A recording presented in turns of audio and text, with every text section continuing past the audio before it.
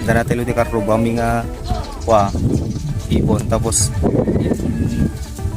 in report ko di DNR kasi bawal katayin.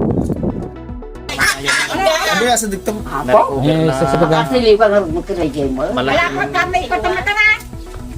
Bot no tigaak mo Ayan, so merong nag-report sa atin na wildlife volunteer, si Sir Arnel. Albert. Oh, yan. So, isa siyang black-crowned night heron ang tawag dito sa English niya. So, hindi naman siya endangered species, pero for release siya kasi healthy naman siya. So, nahuli daw sa isang trap. So, nagpapasalamat tayo dito sa mga community dito at hindi nila inulam itong ibon na to. So we discourage eating our birds and wildlife dito sa ating bayan, kaya nandito po ang mga kasamahan natin mga DENR.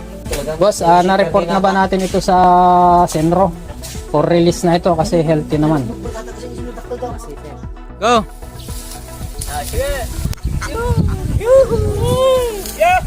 Bye! Bye!